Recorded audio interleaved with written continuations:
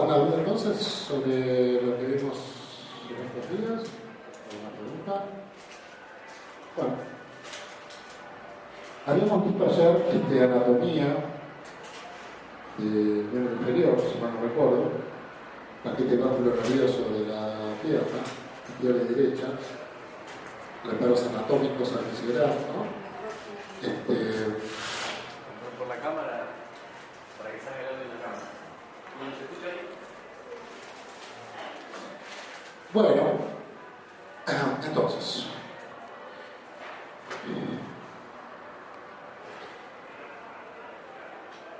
en la medicina, además, está el tema de que esa etapa expansiva que va después del momento espontáneo, ¿sí? O sea, cuando uno tiene una ocurrencia y se pone a acumular material a partir de ahí,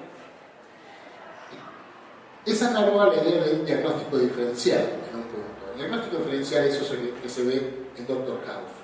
Cuando el tipo empieza a tirar la pelotita contra la pared y anota algunas palabras, que anota una lista de signos y síntomas que pueden ser comunes a muchas patologías. Entonces el punto es justamente, en primer lugar, ser expansivo, tratar de abarcar, a ver qué de todo eso podría compartir esos signos y síntomas para luego ver alguna hipótesis o conjetura a partir de ahí.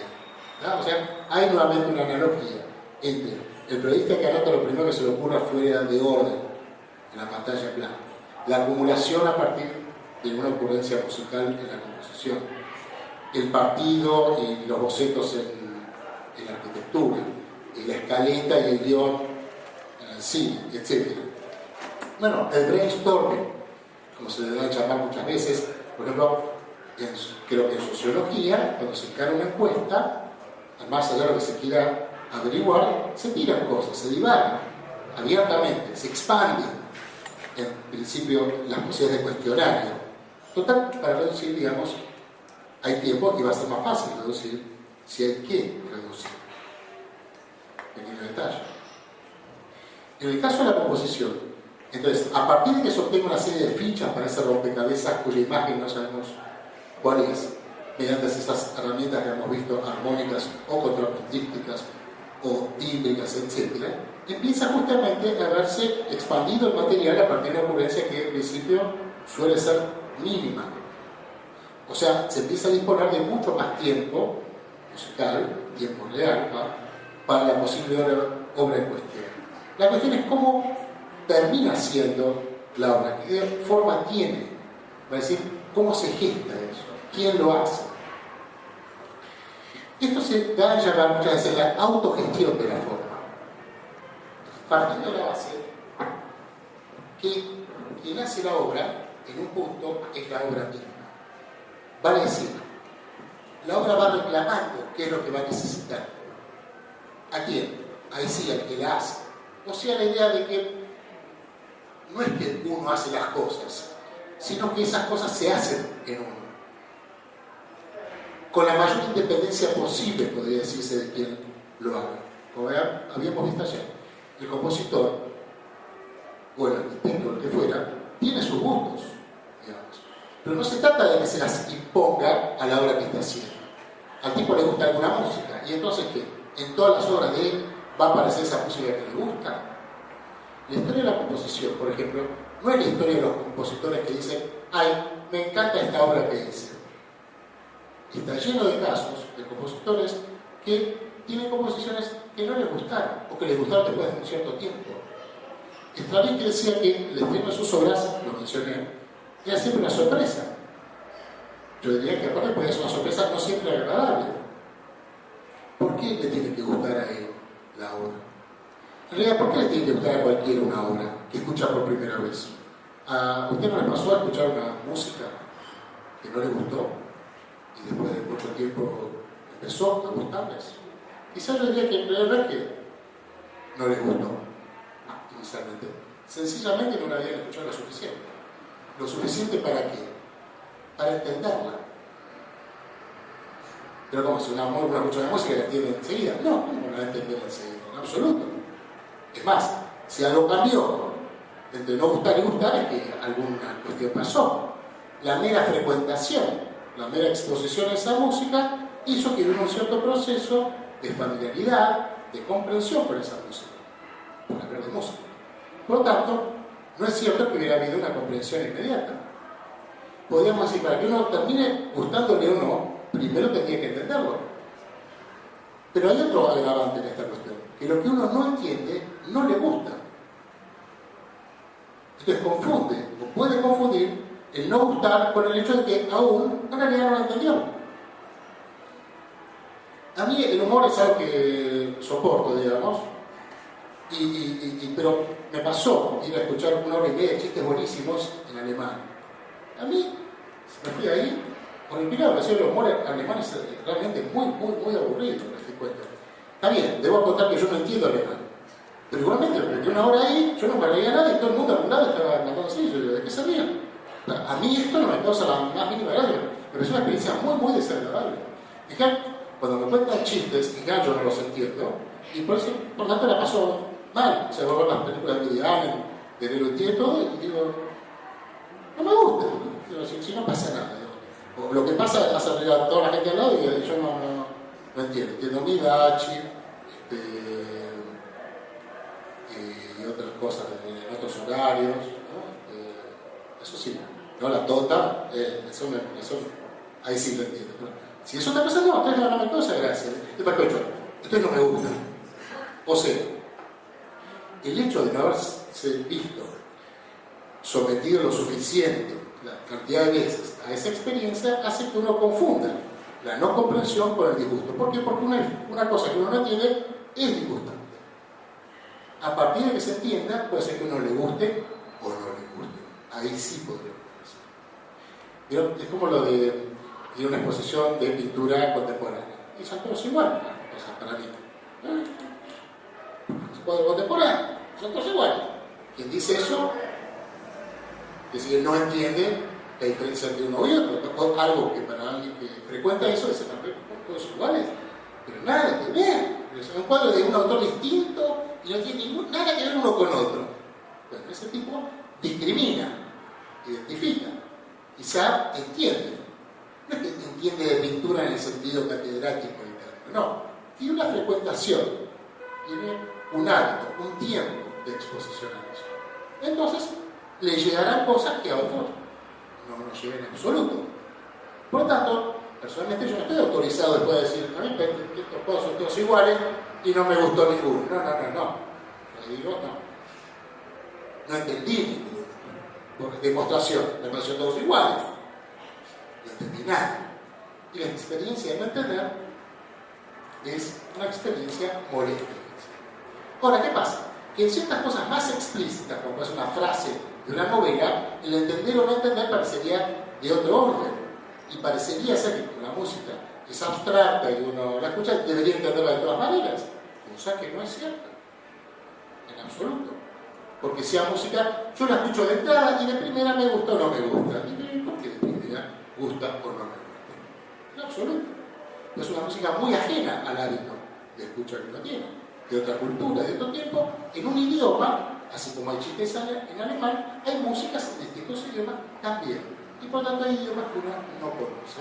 Y por tanto no los entiende. Y por tanto cree que no le gusta. Bueno, lo que pasa es que no le gusta no entender. ¿Estamos? De la misma manera, un compositor no tiene por qué ser a quien le guste lo que acaba de hacer. Puede no entenderlo. Puede no saber las razones por las cuales llegó a ese punto. ¿Por cuál? Las razones, si las hay, por las que aparecieron ciertas sonoridades. No.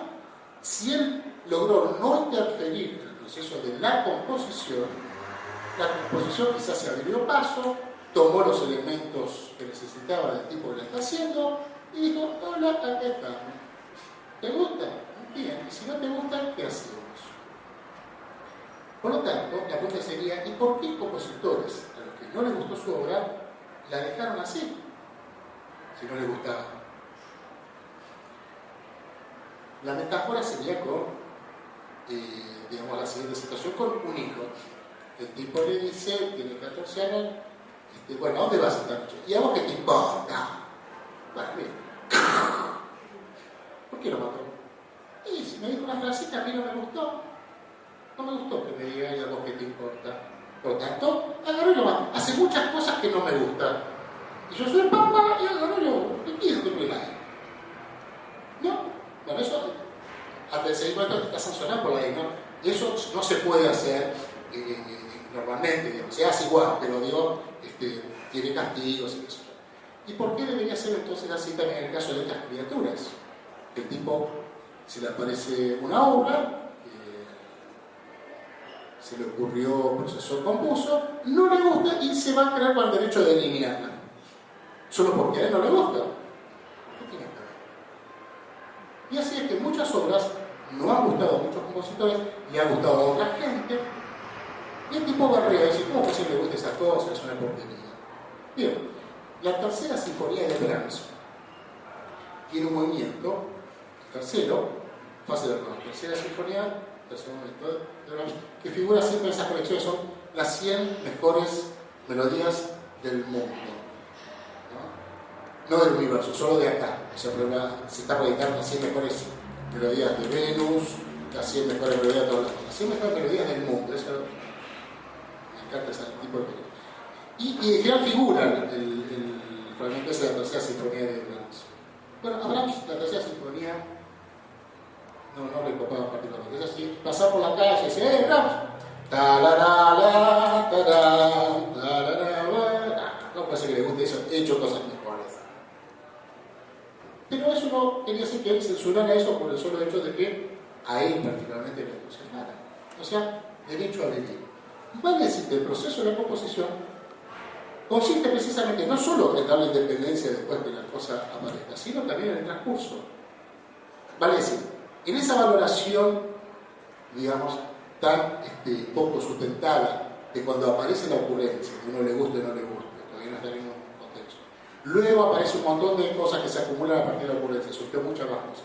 Las piezas se empiezan a ordenar de alguna manera. Termina la obra en todo momento, digamos, que debería preservarse la independencia de la composición en relación al compositor. Lo mismo podemos decir de la nota periodística con respecto al periodista, del paciente con respecto al médico y del médico con respecto al paciente, y podemos decir del paciente con respecto a sí mismo. No vaya a ser que el médico tenga ideas propias sobre la vida del paciente, cosa que suele suceder.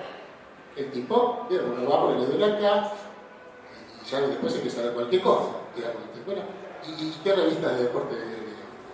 ¿Qué le parece? ¿Este gobierno qué le parece? La yegua ahora le quiere devolver la Malvinas a los ingleses. Uno aparece hablando de, ¿qué le digo? Yo en realidad estoy de acuerdo, no estoy de acuerdo. Y la diarrea esta se me va a ir o no con la pastilla. Como el conflicto de las Malvinas y la pastilla que me dio. Si le discuto no le va a hacer efecto. Si no le digo, hago como le digo. Yo he ido a pediatras que hablan del gobierno de la ciudad. ¿No? Que hay gente que dice, no, porque ahora por suerte el Macri no sé qué. Bueno, yo no. No, pero bueno, ahora los extranjeros no vienen a matarlos a todos. Bueno, a ver, mostrarle donde te duele. Problemas, está excedido de la órbita. La misma analogía vale para estos tres campos. ¿Cuál es? El diagnóstico podría decirse que es algo que también tiene que abrirse paso con independencia eventual de sus actores. Podemos decir que podría haber un factor de interpretación diagnóstica. Pero no porque alguien tenga una conjetura y se la vaya a encajar al paciente. ¿No? Me duele la cabeza. No. A vos la cabeza, no, te duele el pie izquierdo. No, disculpe doctor. A mí me duele la cabeza. No. A mí me parece que a vos te tendría que doler el pie izquierdo y es más, te duele el pie izquierdo, pero sería esa cuestión. Sería lo mismo que un compositor que le gusta a Milevas, le encaja la obra, un cacho de Milevas, y el periodista supone qué es lo que va a escribir antes de haberlo escrito. Digamos, la cuestión es que en todos los casos de estas presentaciones que yo conozco, uno se enteraría después. ¿Cómo era la obra una vez que uno la terminó? ¿Cómo era lo que uno quería escribir cuando ya está escrito? ¿Y qué diagnóstico tenía cuando se descubra? ¿Qué dice cuando se descubra? Cuando se revele el diagnóstico. Diga, hola, acá estoy. Para eso arrancancha. A ver, Vos paciente con tu rol, vos correte la misma. El otro a ver si interpreta un poco, ¿verdad? Y entonces, finalmente, sin tanta interferencia, aparezca algún diagnóstico. ¿Alguna pregunta hasta acá? Inventen alguna pregunta hasta acá. Ya terminemos con esta historia. No van a dar preguntas con las cosas estas que acabo de decir. ¿No? ¿Alguna pregunta? ¿Por qué no juega Riquelme en la selección? ¿Por qué Horacio Pagani se enoja porque Riquelme no juega en la selección? ¿Por qué uno ve a Horacio Pagani enojándose porque Riquelme no juega en la selección? No sé, algo, digo, esas son preguntas genuinas. ¿Alguna otra que no lo sea? Está bien. Yo tengo una pregunta, pero una apreciación. Te voy a dar un... Ahí está. Gracias. Dando mente yo voy tirando. Por cancheta. Sí. Yo lo que veía en estos tres puntos de observación que has señalado, sobre todo en cuanto al tema del gusto, es que quizás esto de que guste o deje de gustar tenga que ver con cómo resuena emocionalmente en ese individuo, tanto en una composición, en un tema. Yo creo que en definitiva el gusto está atravesado por una emoción, básicamente. Y si la emoción es positiva, probablemente esa canción que uno escucha empiece a gustar. Por eso es que a veces la letra no la significa fundamental en ciertos temas, más allá de que la melodía no le guste tanto. Yo creo que siempre hay detrás, ¿no?, una cuestión emocional que hace al gusto. ¿Sí? O que uno la tiende a rechazar por el hecho de que la emoción fuera lo negativo. Y yo identifico mucho en la música, por ejemplo, ese plano que a lo mejor inconscientemente, pero no necesariamente. Seguramente, podemos decir, si es algo así del orden de lo emocional, seguramente sería de manera totalmente incontrolable, o sea, inconsciente, sí. Uno no puede planificar sus emociones. Voy a estar mañana quiero tener una mañana optimista el jueves próximo. ¿No? Sí, estoy de acuerdo. Ahora, el tema de la letra lo podemos correr un poquito en relación a lo de la música propiamente dicha, donde parecería ser más difícil tomar, a ver cuáles serían las implicancias emocionales de una música instrumental. En la letra hay otro vehículo, el idioma, etc. Ahora, puede pasar que, siguiendo con la misma línea, que el compositor, imposibilitado de hecho de paso de ser oyente de sus obras, es como el cocinero. El cocinero no puede probar, no puede estar en el lugar del comensal. Y por tanto, nuevamente puede no gustarle, pero puede gustarle que a otra gente le guste. O sea, el tema del gusto tiene distintas excepciones. Es decir, quizás en esa escena que Brahms patalea porque le gusta la tercera sinfonía, porque a él le gustan más otras músicas, podríamos decir que quizás en el gusto personal de él, con respecto de muchos de sus oyentes, en esta escena, digamos así, metafórica, él dijera, no, yo prefiero otras cosas. Pero quizás podría ser que le gustara que le guste a otros eso que a él no le gusta, pero que él hizo, en cierto sentido. Por todo el tema del gusto ha ido cambiando, digamos, tantas veces. Muchas veces en relación a la comprensión. Digamos. Es un clásico de la historia de todas las artes que el momento de aparición de muchas obras no hubo. Digamos, la novedad no es algo nuevo en la historia de la humanidad. Siempre. La novedad es algo muy antiguo. Y el momento de cierta novedad, en general, estadísticamente, en la medida que haya más novedad, por decirlo de alguna forma, es más probable que entonces disguste por la novedad en sí misma. Por lo tanto, digamos, tampoco es raro que pase cierto tiempo de comprensión entre los estrenos y el gusto de alguna gente por esa misma cuestión. Porque por ahí era un lenguaje ajeno a ese momento aún, y quizá tenga otro momento. Como decía Roque con respecto a algunos libros. Decía, si usted empezó el libro tal y no le gusta, déjelo, algo así. Y seguía, ¿por qué ese libro no ha sido escrito aún para usted? ¿Ah? Como si ya estaba escrito. No, en un cierto punto sí, en otro no, aún no. Entonces, digamos, el gusto tiene movimientos, un movimiento, un trabajo en torno a algo necesario. Si uno está consumiendo algo que más o menos está en el idioma de lo que uno ya consumió, esa comprensión por ahí es más sencilla, con el tiempo más corto, ¿está? Hablada en los mismos términos, pero si aparecen términos nuevos, va a haber que aprenderlo, para decirlo de alguna manera. Así que el tema del gusto, evidentemente, la historia enseña que ha ido modificándose. Y tampoco podemos decir que el valor de ciertas expresiones tiene que ver con ciertos gustos. Si tuviéramos que votar el domingo entre eliminar el repertorio de Pimpinela y de Stravinsky en alguna comarca de la Argentina, no hace falta que hagamos encuestas para saber cuál sería el resultado. Y algunos van a decir, pero pensarán, y tienen razón, que les gusta más una cosa que la otra. Es inapelable que les guste más. Y dirán, no, les gusta más esto que lo otro. Y bueno, esto tampoco es nuevo. Lo que ha ido quedando a lo largo de la historia de las artes es cierta cosa que no forzosamente era lo que más gustaba en términos numéricos en su momento.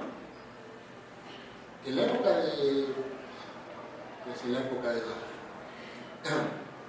no, ahora no alcanzó Bach era el padre de un famoso, el Bach que nosotros conocemos, el padre de un par de músicos muy famosos que hubo, y no era el Bach.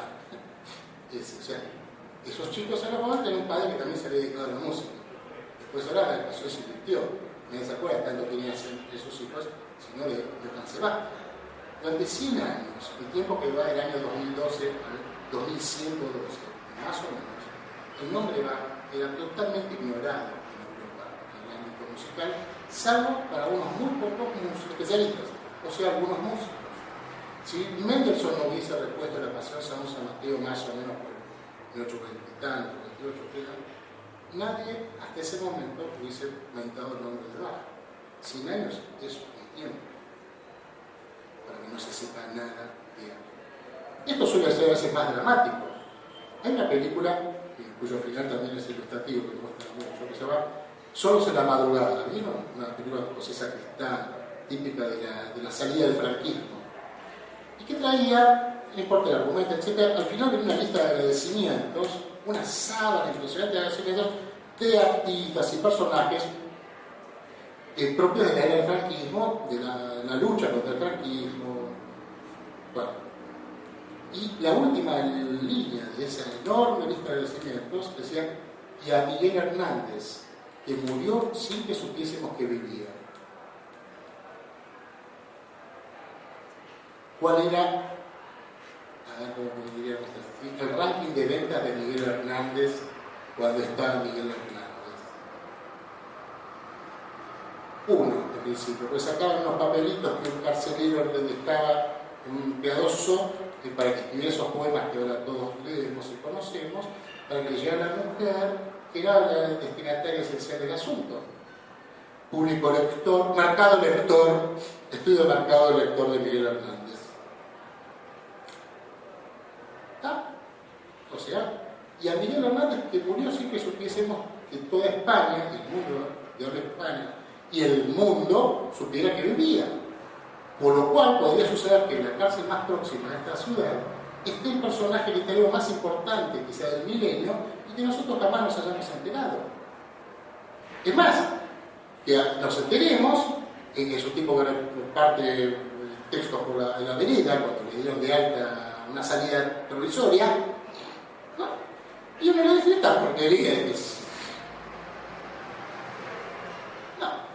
No, no llega. Y alguno lo guarda y tiempo después resulta que era el fulano en cuestión. Va 100 años, Miguel Hernández, un tiempo, etc. O sea que los fenómenos estos no están en conexión inmediata con el público o con el gusto, o el gusto del público, sino que hay público a crearse, es otra parte de la invención. Hay que crear el público que guste a Miguel Hernández. No se podía negar quizá el rol que habrá jugado en alguna medida cerrar en relación a difundir la obra de Miguel Hernández, el disco de sus canciones sobre Miguel Hernández, ¿no? O sea, Son canciones que invitan a leer a Miguel Hernández, que nos dan noticias de que había existido un tipo en una cárcel que escribía, para hacer un buen mal resumen de, claro, la época de la guerra civil, en fin, pero estaba en una cárcel y ahí murió. O sea, que esto tiene vericuetos, y los gustos también, y tiene cambios, y los grandes éxitos o los grandes amores pasan a ser olvidados tanto como pueden ser construidos. Una anécdota más de Brahms. Había en la época de un compositor muy famoso que se llama Raff. Yo me acuerdo por la anécdota, ¿no? Tampoco me acuerdo. Tan connotado era Raff que le estaban haciendo una estatua en vida al compositor Raff. Brahms, cuando escuchó eso, dijo: espero que se apuren a construir la estatua para que cuando esté terminado nadie se haya olvidado de quién era Raff. De hecho, no sé si todavía está la estatua, pero qué corno era Raff, ¿no? Hoy Meyerbeer era la superestrella de la ópera en su momento, una especie de Spielberg, o no sé cómo llamarlo, de la ópera. Hace un siglo que no se hacen óperas de ópera. Schubert empezó a recuperarse para el repertorio universal en los años 30 del siglo XX. Empezó a tocarse la música de Schubert y era un tipo que fuera considerado muy merecedor de nada un poco antes. Para algunos sí, pero en general no. O sea, la curva estadística en que se toca cierto repertorio muestra altibajos, gente que sube, gente que baja, apariciones súbitas de cosas que eran poco valoradas o poco gustadas en términos estadísticos en su momento. O sea, no podíamos establecer nada al respecto. Pero el compositor es parte de esa cuestión. La metáfora del cocinero para mí es muy buena. Imagínense cómo le puede gustar a un tipo un plato en el que estuvo trabajando 4 horas antes, ¿no? Llegan al restaurante, ¿no? A las 5 de la tarde, vamos a presentar, vamos a hacer el pavo a los Oscar Caballero, eso. O a la Gran Wiener en sus salsa. Perfecto, agarran el bicho respectivo, ¿no? Lo empiezan a matar por allá, otros se están lanzados y empiezan a mostrar el tipo. Con 3 horas en a ver cómo viene a hacerse el tomate. No, ¿sabes qué? Sacar un poquito de esto, poner un poco de ácido nítrico, un poquito más. A ver, ¿qué pasaste con la ácido nítrico? Diluye un poquito ahora en cerveza. Y se le pasa 4 horas probando la salsa, otras tanto la cocción del no sé cuánto, qué sé yo, y llega la hora de servirlo, lo ponen, ¿no? Le tiran las hojitas, ¿no? Va a la mesa. Ahí hay un tipo que hace 4 horas que no come nada, pidió el plato ese, dice: uy, qué rico. Y va a la cocina: qué rico, lo fui yo. No que está rico, hoy usted va a cenar eso, no cocinó. Ni yo, hace 4 horas que tengo la lengua, la boca y la cabeza así, con las cosas estas de que estaba cruda hasta que se lo serví. Lógico. El gato Dumas oyó hablar del cocinero. Decía que el tipo después de cocinar, para todo el mundo: ¿qué comes? ¿Y vos qué comes? ¿Te debes comer bárbaro? No, yo me hago una hamburguesa, o sea, una buena hamburguesa, no McDonald's.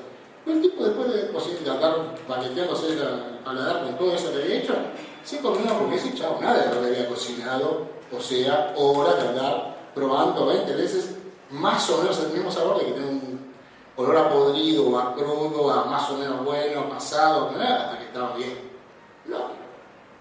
De la misma razón. Así como el cocinero no puede ser el comensal, el compositor tampoco logra ser el oyente. O sea, cuando un compositor escucha su obra, está en la posición de cocinero que está comiendo el plato de la noche. No puede llegar a ser un comensal. No tiene la posibilidad de esa distancia, esa virginidad, de ese punto cero, más o menos cero, digamos, o esa posición, es lo mejor, que sí tiene el oyente. Que se está exponiendo, quizá por vez primera, eso, con todo lo que tenga en su maruro, en su historia y todo lo que haya escuchado. Eso el compositor no lo tiene. Estuvo probando eso durante quizás semanas, escuchando esa melodía.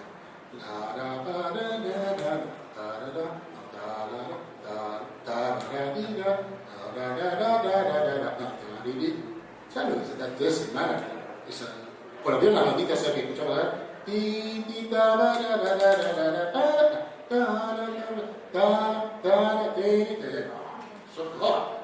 bueno, pues que lo cumpla, feliz, que vamos a escuchar la cosa que compusiste en este mes que pasó acá, ahora.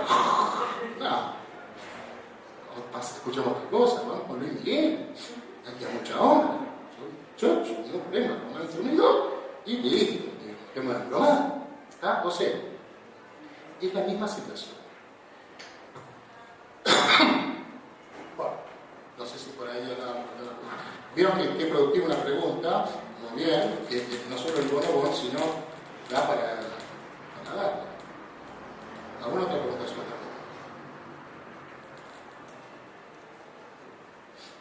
Bien, del periodismo habíamos dicho que lo que enseñaba era el hecho de tener un límite gráfico, lo cual es una gran cosa.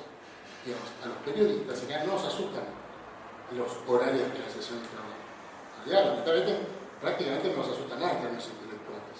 Es ese famoso chiste, bueno, hay que escribir sobre los pollos trotskistas. Y a favor o en contra. Y el tipo le va a poner la misma onda. Digamos, esa es la exageración del periodismo. Pero lo que va a hacer es que a qué hora que entrega, y esa hora se va a entregar, sea a favor o sea en contra.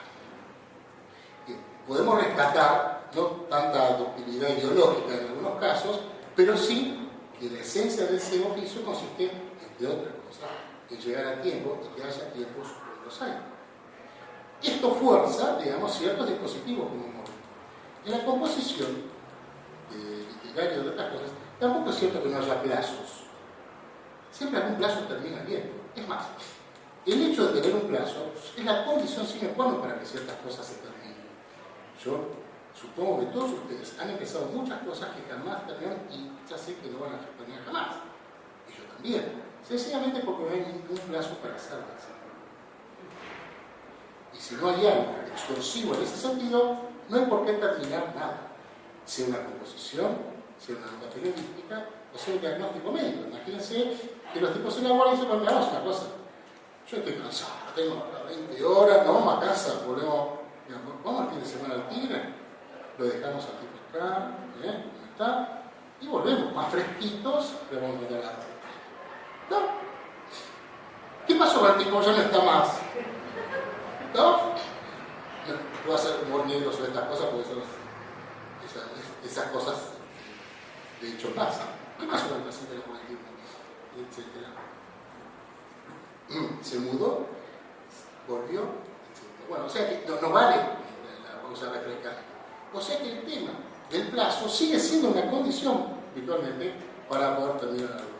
Jean Guitton, del cual este seminario es una especie de prolongación por otros medios, escribió un libro que se llama El trabajo intelectual, y que es un poco la inspiración para la cual yo me decidí hacer algo sobre esto.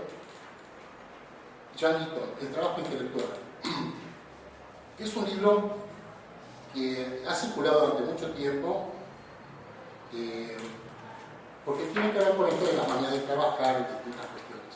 Y yo traté de hacer una especie de actualización personal de los temas que él plantea. Y dice también, por ahí, que la adversidad es un elemento también importante para poder trabajar en estas cosas. Vale decir, que la historia de muchos artistas, de muchos científicos, no la historia del tipo que tenía todo el tiempo, todo el dinero y todos los recursos. Muchos de lo contrario, digamos, una cierta resistencia al avance. Digamos, dicho de otra manera, si uno no tiene dónde apoyarse, por ahí se cae. ¿No? O sea, algo al que aplicar cierta fuerza. O sea que la historia de estas cuestiones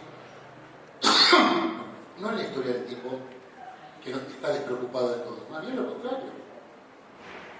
Muchos de los grandes compositores tenían que arreglárselas económicamente, no es la historia de ciertos potentados. En algunos casos sí, y en otros no, y eso no guarda relación con la calidad de sus obras.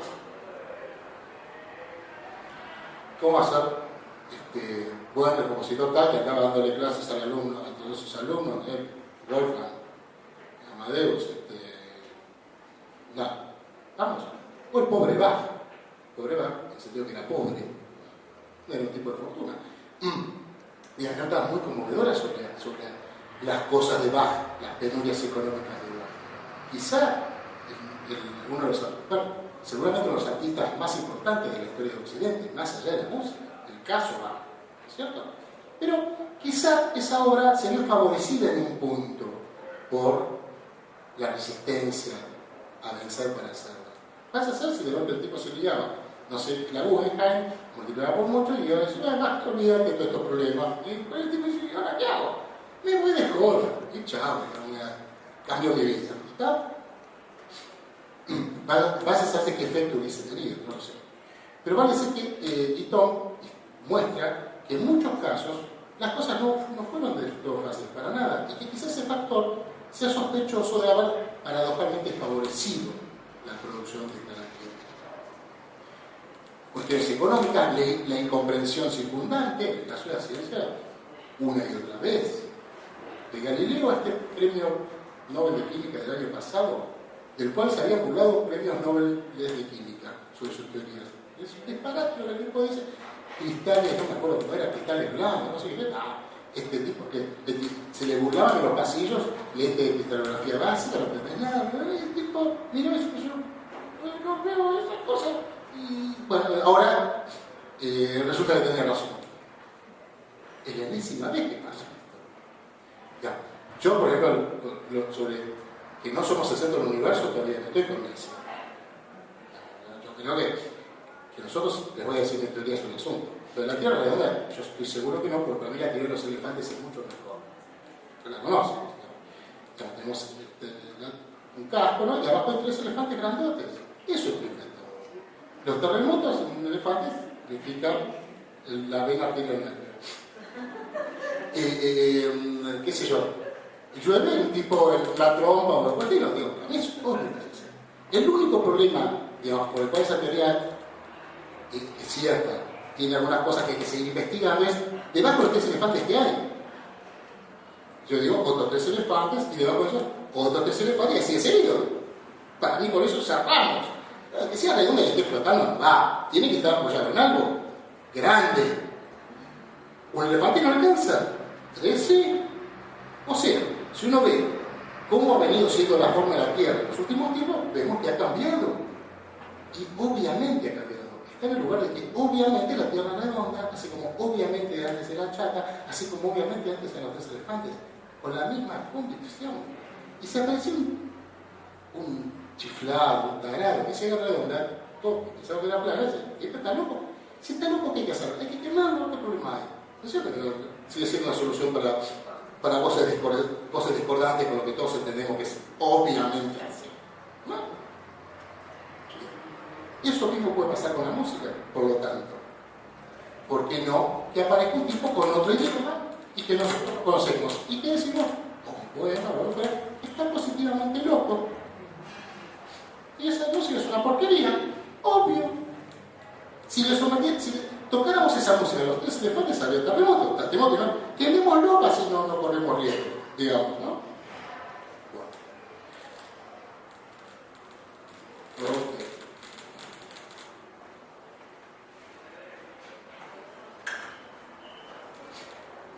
Bien, he traído el cachafaz que faltaba. Este es el cachafaz de chocolate. No quería dejar de mencionarlo, porque la otra está el chocolate blanco. El chocolate es superior al del chocolate blanco, y por eso lo dejé para el final, para que a lo largo de las charlas fuéramos creyendo, digamos. El chocolate blanco, y me parece mucho mejor. Lo venden en la esquina y me compré uno. Y no voy a probar el bonobón, que me parece inferior. Aquí está la ecuación que el teorema ¿sí? Sobre conjunto igual a cachafaz por la constante K. Vieron que siempre en todas las fórmulas que uno estudió estaba la constante K. Lo cual, digamos, era una especie de infiltración kirchnerista en la física desde hace muchísimo tiempo. ¿Cierto?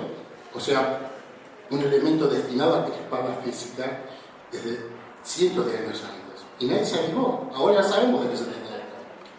La K sobre N es Kirchner-Néstor.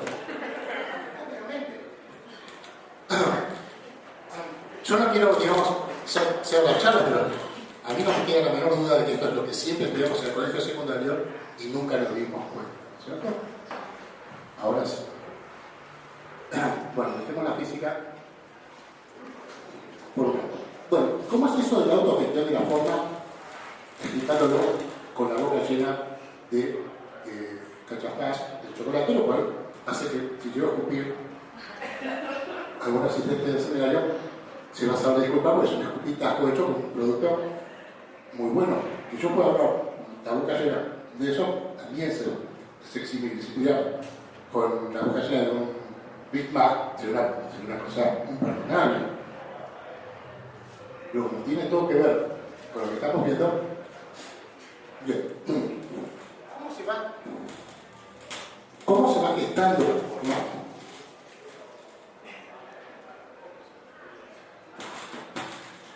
¿Cómo se va gestando la...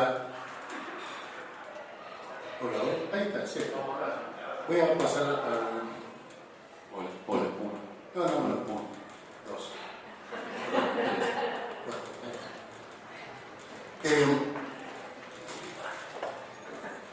¿Cómo es eso que se va autogestionando la forma? En una nota periodística, en una obra musical y eventualmente en un diagnóstico. Vayamos al caso de la música. Es análogo a lo que decíamos del rompecabezas. A partir de que uno elija o se elija cualquier elemento para empezar la obra, supongo que vamos a empezar por acá. Si eso ya está ahí y tocado por los violines, eso ya condiciona algo de lo que sigue. O sea, no porque el compositor lo quiera, la presencia de ese objeto ahí va a condicionar qué es lo que viene después. De la misma manera que pasó recién. El disco 1, yo dije 2, ¿qué iba a tener que decir después? 3. O sea, cualquiera sea el elemento que se elija, cualquiera sea la ficha candidata a ser la primera, va a generar que ya eso condiciona la aparición de cuál es podemos decir, alguna de las únicas segundas.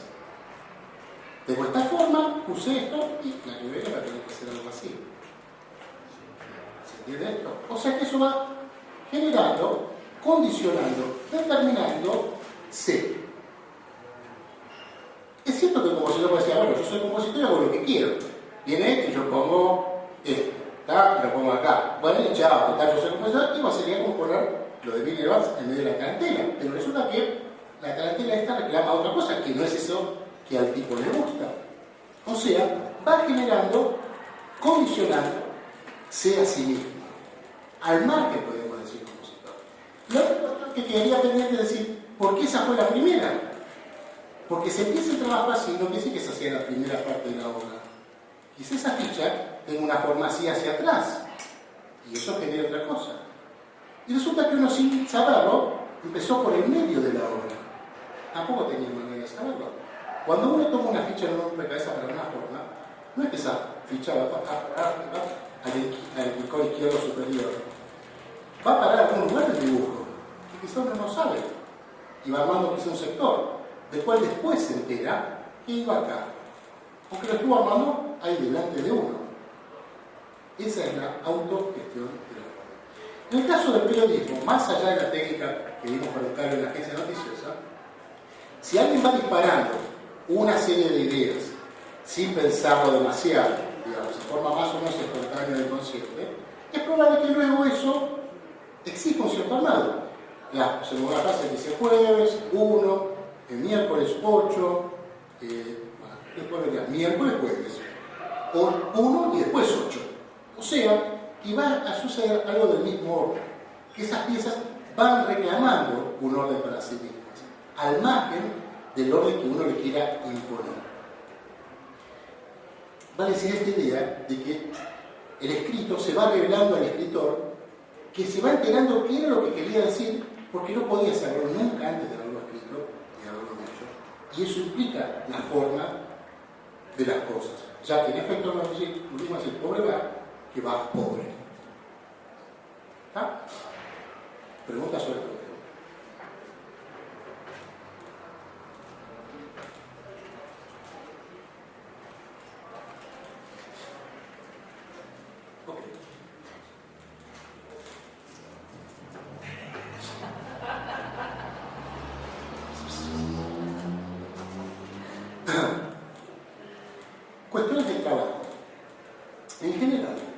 existe la idea, que tiene una parte cierta, de que para poder entrenarse en algo hay que dedicarle muchas horas para tocar piano, para escribir, para lo que fuera.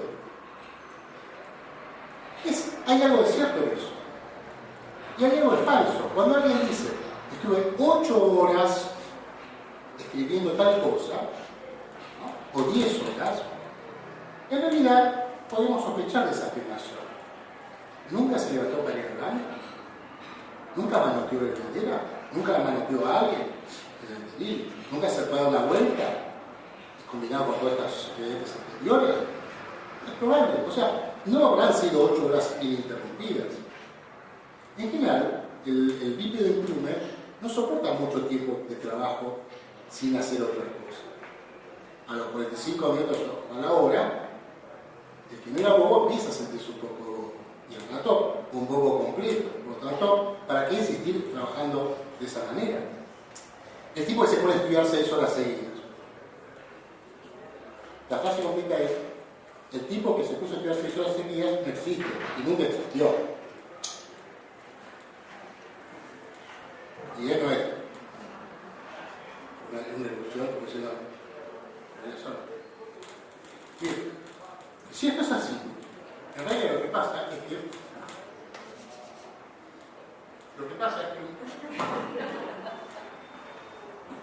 que cuando uno estudia o practica lo que sea, interrumpe por objetivo.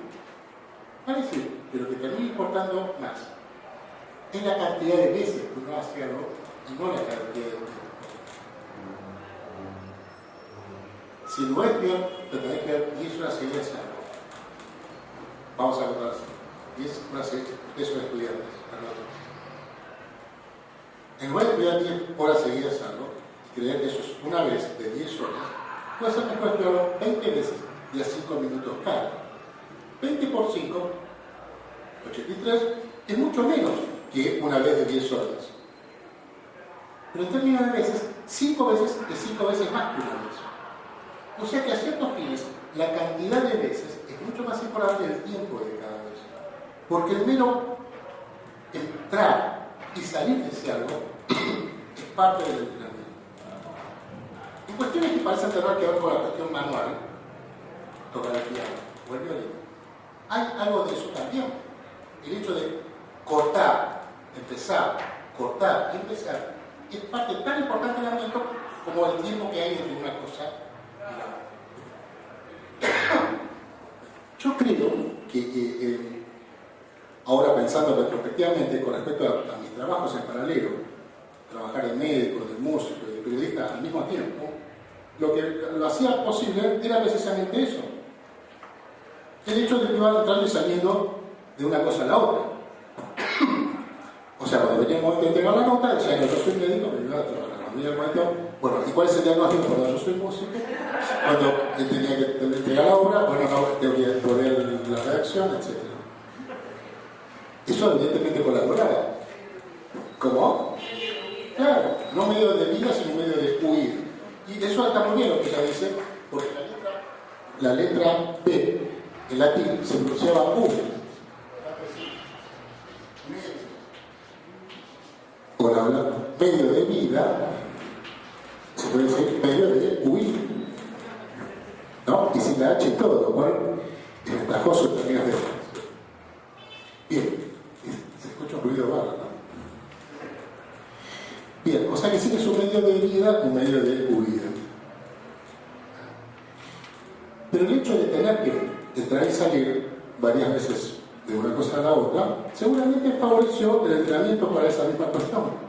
En lugar de 10 horas cada cosa, veces. Y esto sigue siendo, parece ser así. Y hoy día, las sugerencias para el estudio o el entrenamiento de muchas cosas aplican decir, no, proponerse tiempos largos que son falsos. Porque en un momento, creyendo que sigue estudiando, se va al baño, va a anotar algo o alguien, va a estar llegando a una partida, a cortar. Porque no se puede seguir. Sencillamente por eso. Ya porque no, este es el momento, que no se vuelve medio bobo. No, se vuelve medio bobo sin proponérselo y se va. Interrumpe. Y no es cierto que estuvo 10 horas haciendo eso mismo. O sea que las veces, de alguna manera, se va a terminar poniendo por las malas. En lugar de planteárselo de entrada, decir, no, va a ser 5 minutos, 5 veces por día. Cualquier cosa que se ponga hacer 5 minutos, 5 veces por día, en una semana son 25 veces. Van a ser expertos en esa cuestión, por la cantidad de veces que lo están haciendo. Sea para escribir una tabla de fechas, a las 10 horas después salir una tabla, para que uno se le evapore. Va a ser una frecuenta 5 veces en el día. 2 minutos, 120 segundos.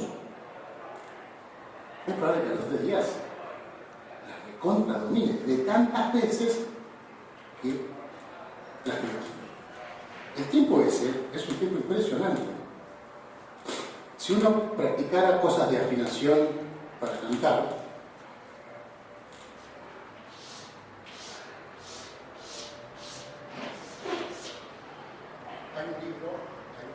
hay un libro de lectura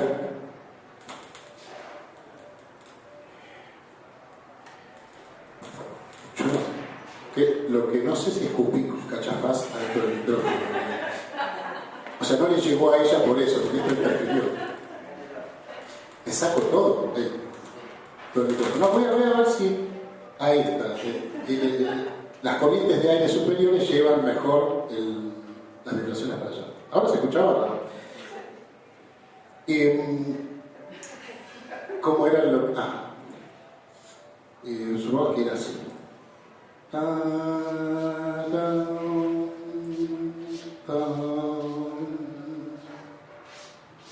Este es el primer cachito para planteamiento de lectura de un libro de música tonal que se llama Modus Novus.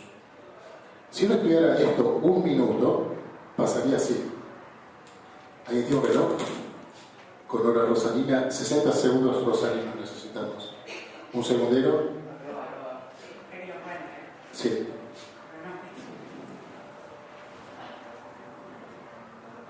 Y voy a mientras anotar otro.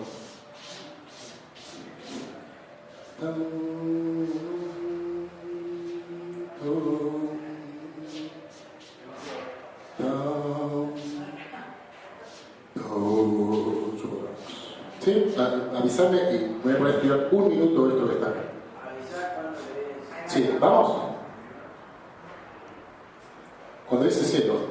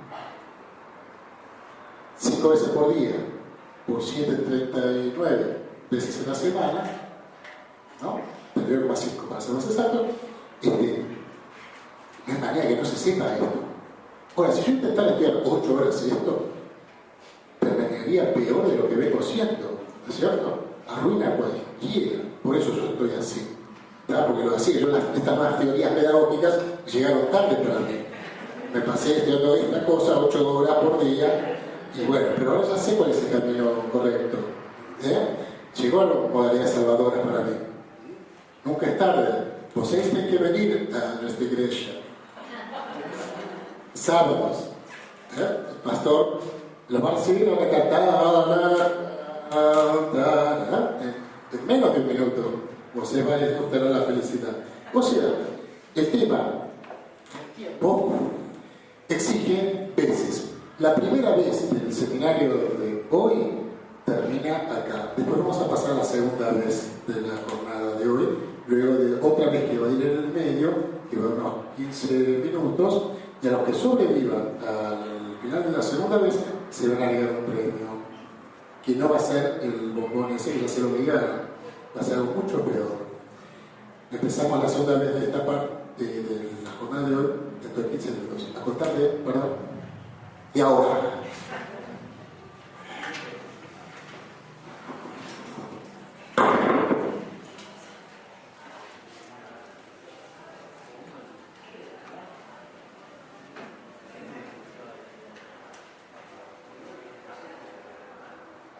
¿Hay wifi acá? Sí. Nuria Sarmiento. ¿Cómo se llama? Nuria Sarmiento. Nuria. Es el bar abajo. ¿Y quién fue Nuria Sarmiento? No, es Nuria la panadería y Sarmiento la calle. ¿Y quién fue Sarmiento?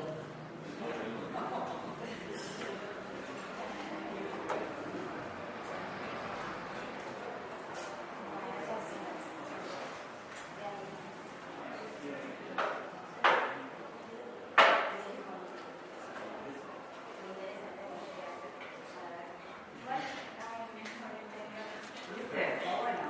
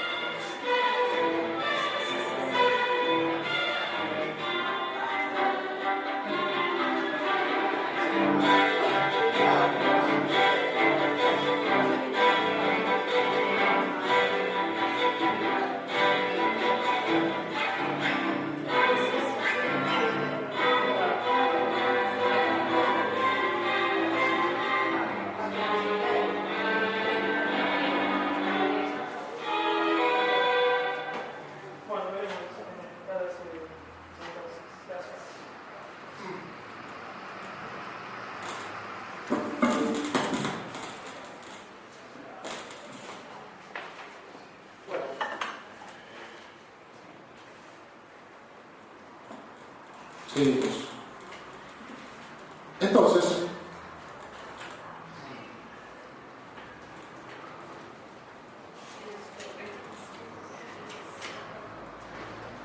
¿alguna pregunta sobre lo que vimos hasta hace un ratito?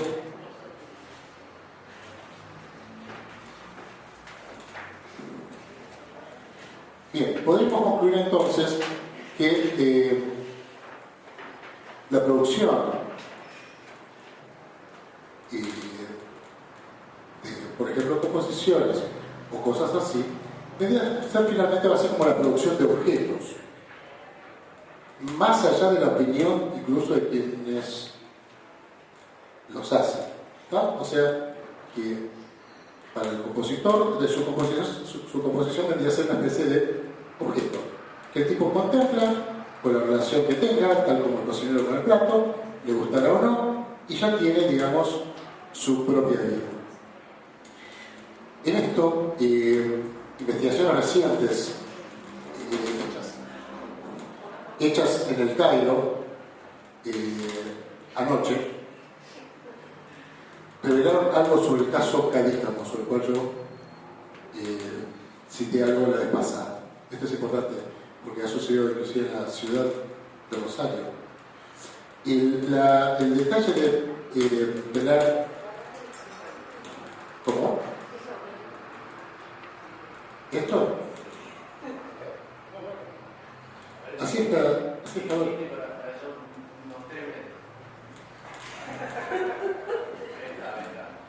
Bien. Ah.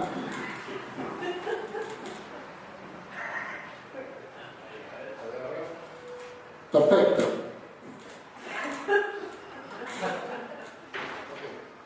Ahora lo vamos. Bajó. Sí, pero igual algo está fallando. Me parecía que algo estaba fallando.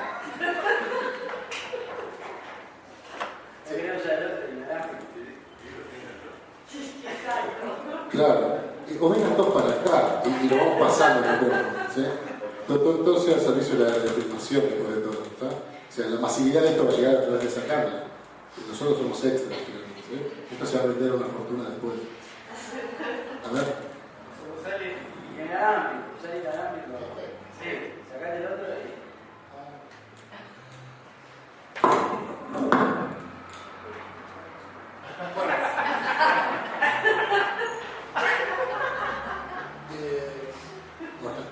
¿Sí? Ah, ¿ahora se escucha? ¿Se escucha bien? Vamos a empezar. Bueno, yo les cuento. Yo nací, estudié soy hijo de la enseñanza pública, ahora se escucha mucho mejor. Y sí podemos repetir la clase de ayer que se perdió. Bien, y allá en un ámbito de investigación científica asentada en el Cairo, Egipto, o la otra cuadra, se mencionó algo más sobre el caso Cadícamo que no había sido revelado hasta aquí. Es una circunstancia bastante especial, que fue la siguiente. Yo fui testigo de esa situación. Bueno, la voy a hacer corta porque si no se va a llevar los 15 minutos que quedan del seminario. Bueno, mi amigo Cadícamo me llamó una vez, un domingo a la noche, porque era una emergencia que tenía. Resulta que su amiga Clara, que vive en Los Ángeles, había citado a unos amigos a cenar. Y quería cantar después de la cena una letra de un tango que tenía letra de él y que había cantado de un tal Robert. Entonces me llamó a casa a la noche y diciéndome, ¿puedes venir a casa? Tengo una emergencia. ¿Qué pasa? Y mi amiga Clara me hace una cena en su casa, la proveedita de casa, por favor.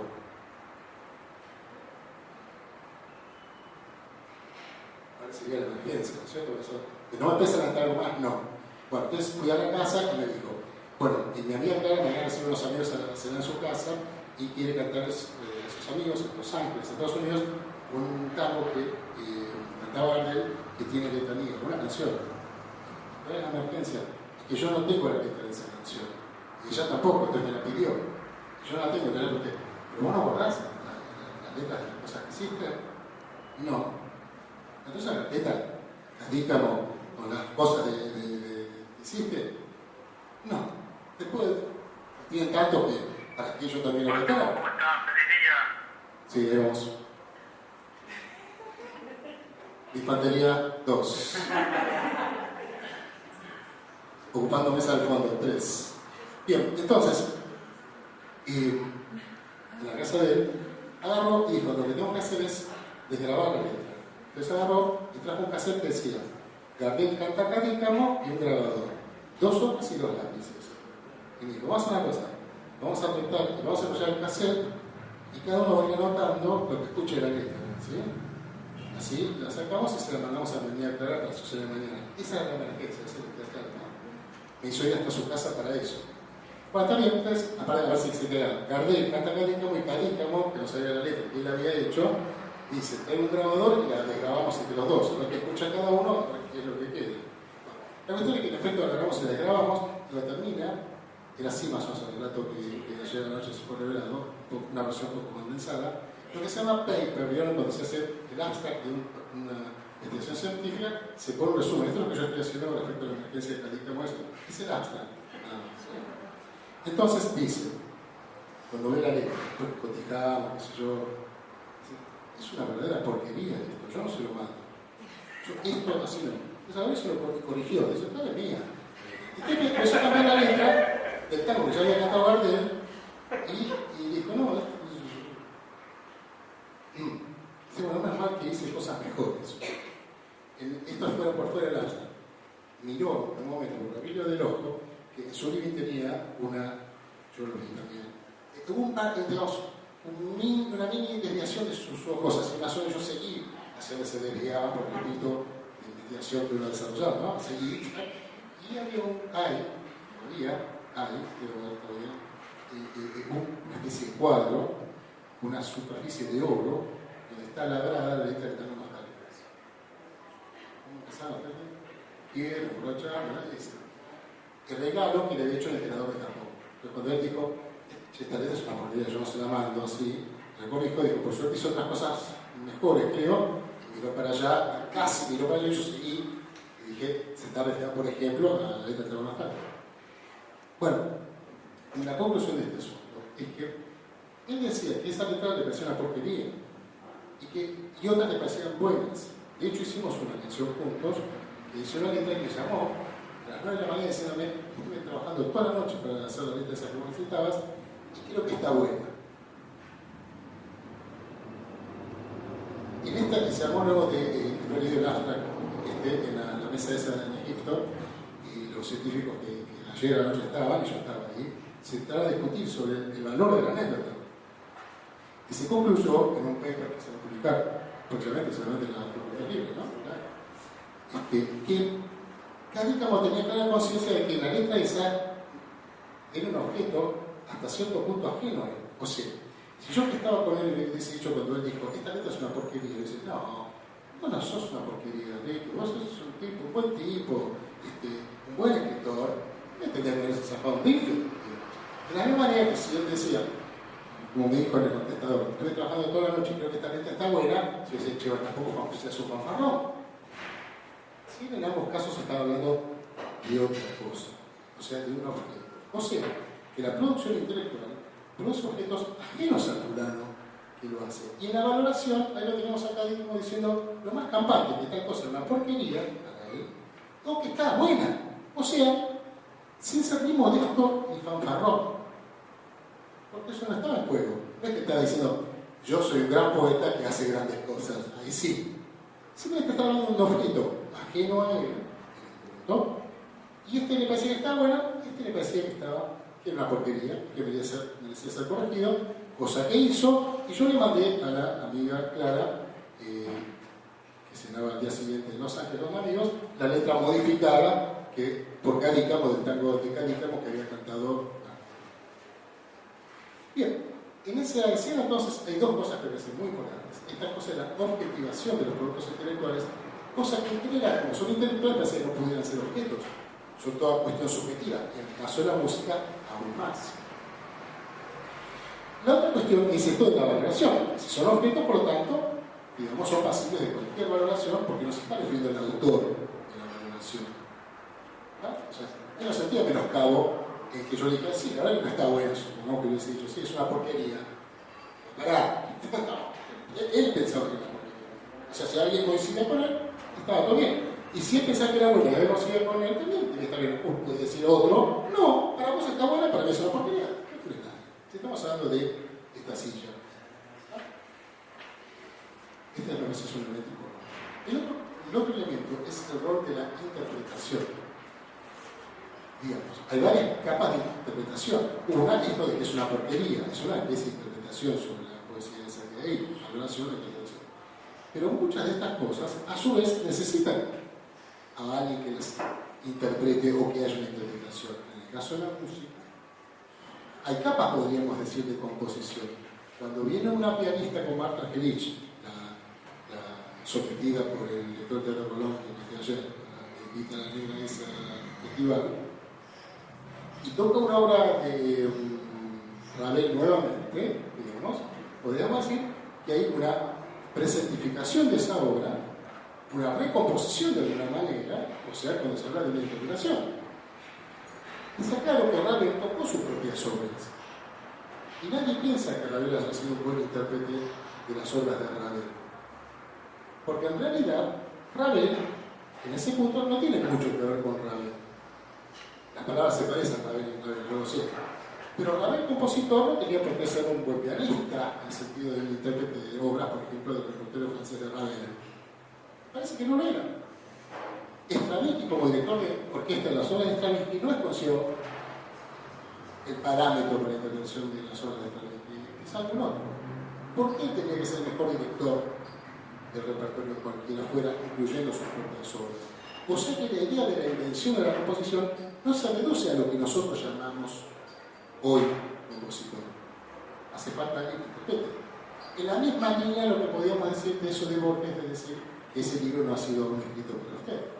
O sea, todavía no lo puede interpretar, podría decirse en ese mismo registro. Hay una partitura, es esta novela de Mengano, no importa lo relevante de su autor, no se tiene intimidad por el nombre de la obra y su autor. Si no le gusta, nadie le apenas puede, porque esa obra no ha sido compuesta aún para usted. El sentido de que se escrita por usted. Entonces, quizá no sea usted el intérprete de esa obra. Bien. Preguntas sobre esto. Yo me las haría, pero bueno.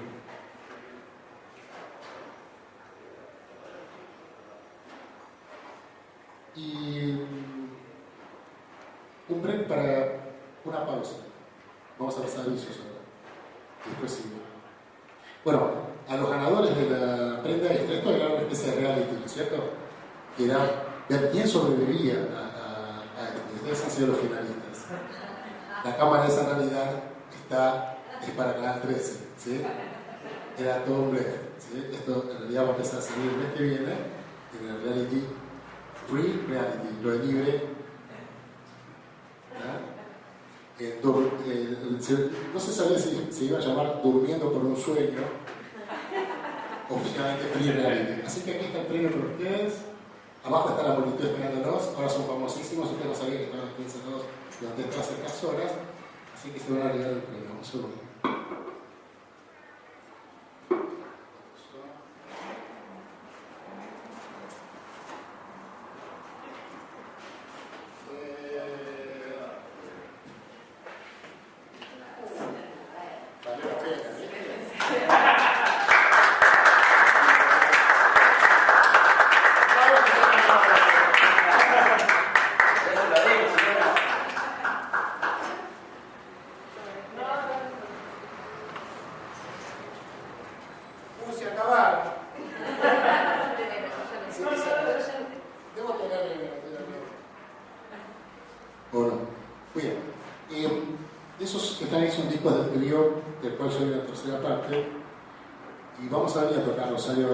Vamos a volver a tocar el Rosario próximamente.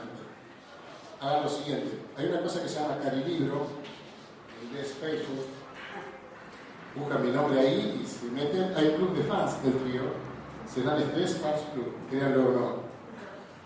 Y si se anotan en el Fans Club, van a recibir descuentos para compras de autos, sorteos de departamentos. Este se aplica por solo ingresar al Fans Club del trío. Digo, nosotros somos generosos. El mail mío es cenales@argentina. Es una regla mnemotécnica bastante fácil. Argentina.com, sin el A. Y si van a Facebook, busquen ahí el nombre mío, se van a enterar cuando venimos a tocar con el trío nuevamente a Rosario. A que la gente del reality de aquí, de la producción, va a pasar lista el día del show. A los que no van, bueno, les van a llevar a la casa y les van a retirar el disco este que nada grave, ¿no? El resto de los bienes que tengan, la mayor parte de las cosas que tengan en su casa van a quedar donde están, ¿sí? Salvo que haya algo de valor y la gente de la producción estime necesario que la producción sume recursos. Bien. Sale el celofán sin hacer mucho ruido, y se escucha, ¿ven? Les muestro cómo se puede escuchar, ¿verdad? Una manera es esta. Pero ven, bueno, no se escucha nada, parece un CD virgen. Pero si tiene sonido se escucha algo, y si no lo ponen en un aparato echado, así es más como portátil, ¿no? Bueno, volviendo al caso Carícamo, y para ir finiquitando un poco la cuestión, de alguna manera vimos que los circuitos de producción tenían ciertos nexos o puntos. Bueno, primero voy a decir en primera persona, he ido viendo que en la producción periodística, médica o musical había puntos de contacto o elementos comunes o algo así, o pasos análogos o comparables, o elementos de uno que podía ser bueno tener en cuenta en otro oficio. Una disquisición importante es el tema de la dirección. En todas las órbitas estas hace falta dirección. El fenómeno del director de orquesta, que sería una especie de remanente de dirección puro, o sea, que se ve claramente a alguien dirigiendo, que muchas veces coincide con el director. Digo esto porque por ahí la de Abolilla, entonces hace falta que de Abolilla a otro, que puede ser concertino o lo que fuera. Lo único imposible es que deje de haber dirección. Vale decir que el director es aquel que marca eso, la dirección. No es nuevamente una cuestión personal, es aquel que está en condiciones de señalar la dirección. En ninguno de estos oficios que yo he tenido la suerte de visitar dejó de haber alguna dirección, más allá de quién es quien la señala. En el caso de la música, decía, el fenómeno del director de orquesta, como fenómeno de conducción tan puro y gaseoso, ha merecido películas, ensayos y demás. Y alguna vez me han invitado a participar de paneles sobre el tema de la dirección, precisamente por el oficio de dirección de orquesta, que consiste, como en toda otra cuestión, en eso, en señalar alguna dirección. Podríamos decir que es un rol imposible de que no exista. En todos los casos, alguien, sépalo o no, lo va a alcanzar. Hace falta que las cosas se dirijan hacia algún lado, o sea que haya alguna dirección.